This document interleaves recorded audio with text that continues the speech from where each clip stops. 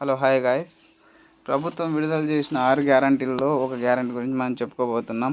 500కే gas cylinder, 200 యూనిట్లు ఉచిత విద్యుత్ పథకాల గురించి మనం తెలుసుకుందాం. ఇప్పుడు ఎంపికకు రేషన్ కార్డు ప్రామాణికంగా తెలుసుకోవాలని ప్రభుత్వం ప్రాథమికంగా నిర్ణయించింది. ఉచిత విద్యుత్ కోసం ఇంటి యజమాని ఆధార్ కార్డు, రేషన్ కార్డులు, ఇతర వివరాలు విద్యుత్ శాఖ ఎంట్రీ చేయనుంది. అటు గ్యాస్ బుక్ చేసినప్పుడు డెలివరీ బాయ్ లబ్ధిదారుల నుంచి ఆధార్ కార్డు, రేషన్ కార్డు నంబర్లను తీసుకుంటారు. ఏటా 6 సిలిండర్ల చొప్పున 500 సరఫరా చేయాలని ప్రభుత్వం భావిస్తుంది ఫ్రెండ్స్, గుర్తుంచుకోండి.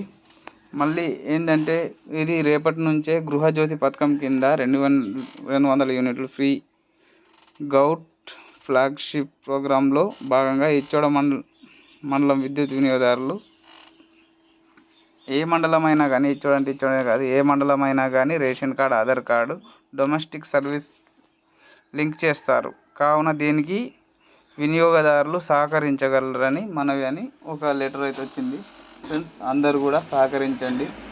రేషన్ కార్డు, ఆధార్ కార్డు చూపించండి కరెంటు బిల్లు కోసం వచ్చినప్పుడు. ఓకేనా? ఓకే ఫ్రెండ్స్, వీడియో నచ్చినట్లయితే లైక్ చేయండి, షేర్ చేయండి, సబ్స్క్రైబ్ చేసుకోండి. Thank you.